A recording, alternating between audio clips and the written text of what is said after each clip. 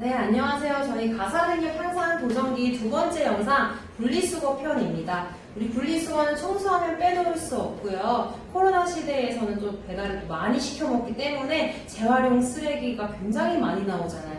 그래서 이번 영상을 보시고 알맞게 분리수거를 해주시면 좋을 것 같아요. 네, 우리 분리수거 하기 전에 이 네 가지는 꼭 기억을 해주시면 좋을 것 같습니다. 일단 우리 재활용하기 전에 안에 있는 내용물을 비운다. 그리고 깨끗하게 세척을 해서 헹궈준다. 그리고 우리 단일 재질로만 우리가 재활용이 되고 있기 때문에 붙어있는 스티커라든지 우리 라벨 같은 거는 분리를 해주시고요. 그리고 우리 안에 페트병 같은 경우에는 담배 꽁초 이런 거 넣으시잖아요. 그래서 그렇게 넣지 않고 섞지 않고 그것만 배출을 해주셔야 돼요. 이 네 가지는 꼭 기억을 해주세요. 네. 첫 번째 분류하기입니다. 분리수거가 분류를 해서 재활용을 버리는 거니까요. 분류하는 방법을 알아보려고 해요. 네. 이 분류는 그냥 내 마음대로 분류를 하는 게 아니에요. 종류가 있어요. 그래서 그 종류별로 분류를 해주시면 되거든요. 네, 크게 8가지가 있습니다. 종이, 비닐, 페트, 플라스틱이고요. 알루미늄, 고철, 병은 유리입니다. 그리고 스티로폼, 의류가 있습니다. 이 8가지에 포함되지 않는 것들은 일반 쓰레기와 음식물 쓰레기라고 생각을 해주시면 돼요. 네. 그 다음에 재활용 이제 분류를 한번 해볼게요. 네. 일단 종이, 저희 요즘 택배도 많이 시키죠? 그래서 택배 박스라든지 책이라든지 신문지 각종 종이는 다 종이로 분류를 해주시면 되고요. 비닐은 각종 포장지에서 나오는 비닐류, 비닐봉지 이런 것들이 다 비닐입니다. 그리고 플라스틱, 페트 같은 경우에는 생수병, 각종 플라스틱 제품들, 요즘에 음료수도 플라스틱 병이 굉장히 많죠. 그런 것들, 그리고 반찬통, 이런 것들은 다 플라스틱으로 분류를 해주시면 돼요. 네, 그리고 알루미늄, 철은요, 우리 각종 캔 종류, 저희 탄산음료라든지 이온음 이런 거 다 캔으로 많이 마시죠. 그래서 그런 캔 종류, 그리고 부탄가스, 그리고 살충제 이런 것들은 다 우리 알루미늄과 철로 다 분류를 해주시면 돼요. 그리고 유리, 우리 유리는 각 유리 재질로 된 공병들, 각종 잡병들 이런 것들은 다 유리로 분류를 해주시면 됩니다. 또는 그릇, 사기 그릇도 마찬가지고요. 그리고 스티로폼은 각종 스티로폼 재질의 포장지나 완충제는 다 스티로폼으로 분류를 해주셔야 돼요. 저희 택배 올 때 또는 과일 살 때 박스 안에 다 들어있죠? 그런 것들은 다 스티로폼으로 분류를 해주세요. 네, 두 번째 이제 분류를 했다면 버리기입니다. 배출하는 방법이에요. 네, 일단 종이는 어차피 박스도 종이로 버릴 거기 때문에 모든 종이를 박스에 모아서 그냥 그 박스채로 버리면 되니까 박스에 모으면은 굉장히 쉽게 버릴 수 있으시고요. 그리고 비닐 코팅이 되어 있는 것들은 저희가 분류를 못해요.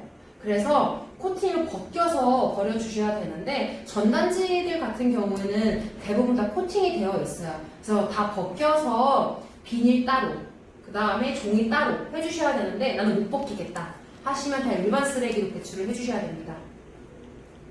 그리고 비닐은 그냥 비닐봉지에 다 모아서 그냥 비닐봉지를 버리는 곳에 버려주시면 될 것 같아요. 그리고 페트는 저희가 다 모든 재활용은 안에 내용물을 비우고 깨끗하게 헹궈야 된다라고 했는데 페트 같은 경우에는 더욱더 세척을 좀 중요시하게 생각을 해주셔야 돼요.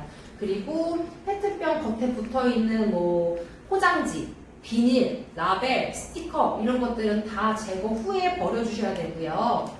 특히나 요즘 같은 경우에는 투명한 페트병과 색깔이 있는 유색 페트병을 또 구분을 해서 버리거든요. 그래서 이런 것도 기억을 해주시면 좋을 것 같습니다. 그 다음 우리 알루미늄과 철 같은 경우에는 캔은 상관은 없는데 이 부탄가스라든지 살충제 같은 경우에 살충제는 에프킬라 같은 거요. 그런 거는 안에 가스가 있어요. 그래서 잔여가스가 있는지 없는지 확인을 하시고 남은 가스를 다 이렇게 내보내야 되기 때문에 구멍을 내어서 배출을 해주시면 되고요. 유리 같은 경우는 페트와 마찬가지로 안에 내용물을 싹 비워서 이물질을 제거해 주시는 게 굉장히 중요하고요. 그리고 깨진 유리는 쓰레기는 유리로 저희가 배출을 하지 않아요. 그러니까 부피가 작으면 신문지에 싸서 종량제 봉투에서 이제 일반 쓰레기로 배출을 해주시면 되는데요. 크기가 굉장히 큰 것들 있죠. 특히 큰 거울 같은 거, 정말 큰 사기 그릇, 이런 것들은 우리 특수 규격 마대에 넣어서 배출을 해주시는데요. 이 특수 규격 마대는 종량제 봉투인데 비닐이 아니라 우리 쌀포대 같은 재질로 된 종량제 봉투라고 생각을 하시면 될 것 같아요. 그래서 그런 특수 규격 마대에 넣어서 배출을 해주시면 됩니다. 네, 그리고 형광등, 건전지인데요. 형광등이랑 건전지 안에는 우리 사람 몸에 인체에 굉장히 좋지 않은 유해한 성분이 들어가 있다라고 해요. 그래서 이 형광등과 건전지를 버릴 때에는 따로 지정된 장소라든지 통에 모아서 배출을 해주시면 되고요. 나무 같은 경우 일반 쓰레기로 배출이 되지 않는 나무류는 우리 불연마대, 특수마대에 넣어서 배출을 해주시면 되는데요. 아까 이야기했던 특수 규격 마대처럼 그런 봉투라고 생각을 하시면 될 것 같아요. 그리고 이제 버리기 전에 저희가 이제 분류하는 방법도 알아봤고 어떻게 배출하는지도 알아봤는데 내가 직접적으로 버리기 전에 확인을 해야 될 게 있어요. 저희 지역별로 분리수거, 우리 재활용 쓰레기를 수거하는 업체도 다르고요. 수거해가는 일도 달라요. 그래서 내가 살고 있는 지역, 내가 살고 있는 동네에서 우리 재활용 쓰레기를 수거해가는 날이 언젠지를 꼭 확인을 하셔야 되고요. 그리고 내용물은 반드시 비워주셔야 한다는 거. 그리고 깨끗하게 세척을 해주시고 물기까지 제거해주시면 너무 좋다라는 거 다시 한번 강조해서 말씀드릴게요.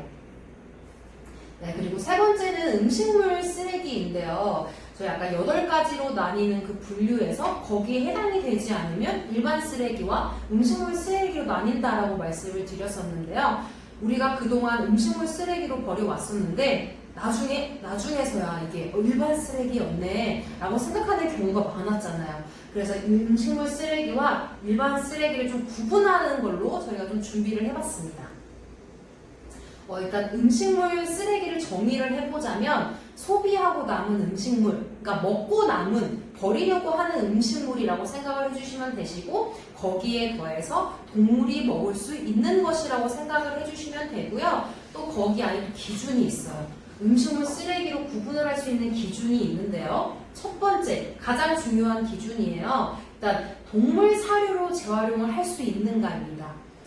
음식물 쓰레기는 가장 크게는 동물 사료로 쓰이고요. 그 다음에는 퇴비 또는 바이오가스를 만드는 데 사용이 돼요. 그래서 가장 중요한 거는 동물 사료로 다시 쓸 수 있는가예요. 그리고 두 번째는 분쇄기에 잘 갈리는가입니다. 동물 사료로 쓰이기 때문에 다 갈아서 만들어야 되잖아요. 그런데 이 분쇄기에 잘 갈리지 않으면 음식물 쓰레기로 뭔가 활용을 할 수가 없어요. 그렇기 때문에 분쇄기에 잘 갈리는가가 두 번째 기준이고요. 마지막 세 번째 기준은 영양소가 있는가입니다. 영양소가 있으면 음식물 쓰레기라고 구분을 할 수 있는데 이게 또 세부 기준으로 보자면 영양소가 있다라고 해서 다 음식물 쓰레기로 구분이 되지는 않거든요. 그래서 이거는 뒤에 더 자세하게 알아보도록 하겠습니다. 그래서 음식물 쓰레기 중에서 일반 쓰레기와 이제 구분하는 거를 좀 알려드리려고 해요. 네, 크게 4가지가 있습니다. 첫 번째, 과일 껍질하고 씨앗 부분인데요. 일단 과일 껍질과 씨앗은 기본적으로는 다 음식물 쓰레기라고 생각을 해주시면 되지만 일반 쓰레기로 구분이 되는 것들이 있어요. 그래서 그 구분을 어떻게 하냐면 먹을 수 있는지 이거는 사람이 먹을 수 있어야 하고요. 그리고 동물도 먹을 수 있어야 돼요. 사람이 먹을 수 없으면 동물도 먹을 수 없다라고 생각을 하시면 되시고요. 그리고 부드러운 껍질인 경우에만 저희가 음식물 쓰레기로 처리를 할 수 있습니다.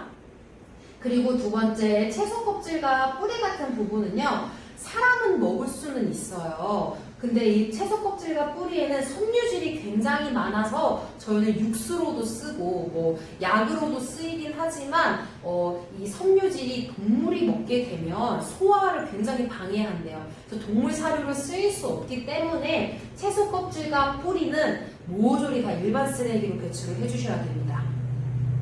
그리고 세 번째, 육류, 뼈, 지방류인데요. 고기, 우리 살코기는 저희가 먹죠. 살코기는 음식물 쓰레기로 분류를 해주시면 되는데요. 사람도 뼈와 털은 먹진 않아요. 지방은 먹기는 하지만 동물이 지방을 먹으면 굉장히 좋지 않다라고 해요. 그래서 뼈, 털, 지방류, 내장 지방 이런 것들은 다 일반 쓰레기로 분류를 해서 배출을 해주시면 됩니다.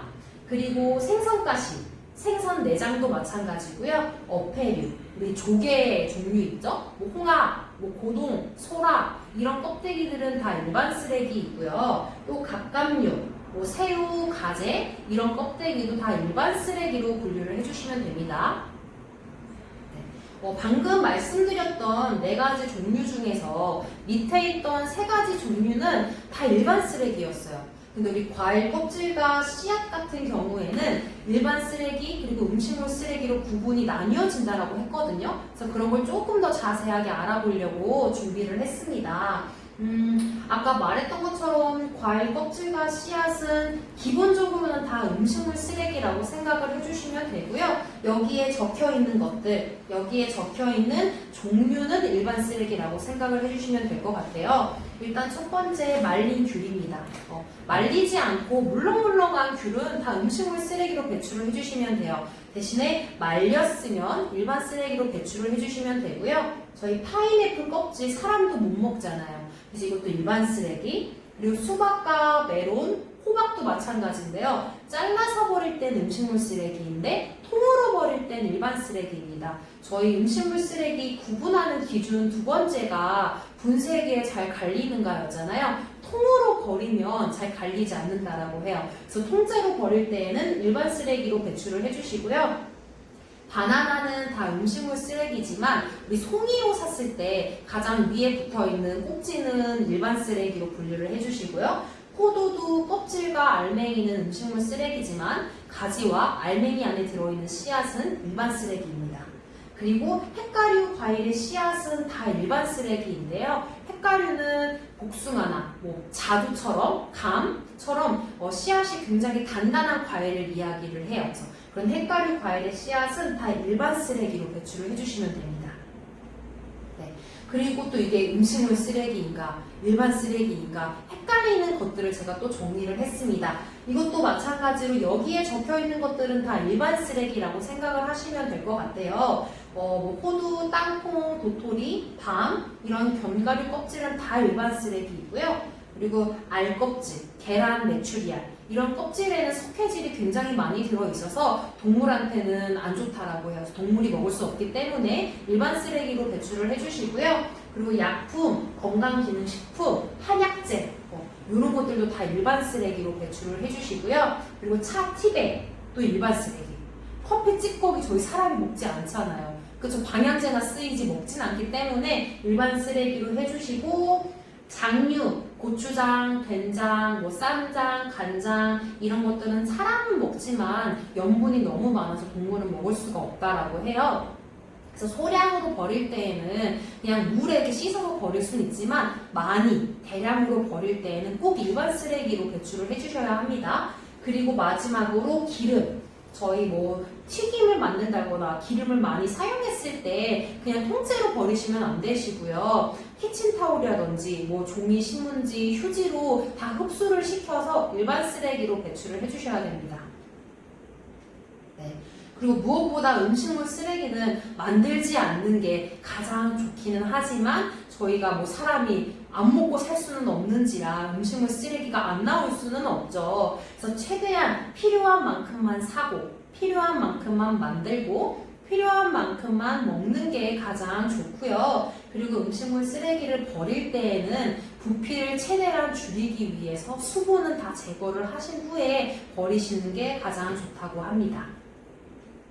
네, 이렇게 해서 저희 가사 살림 우리 능력 향상 도전기 영상 2번째로 분리수거 편을 이렇게 찍었는데요.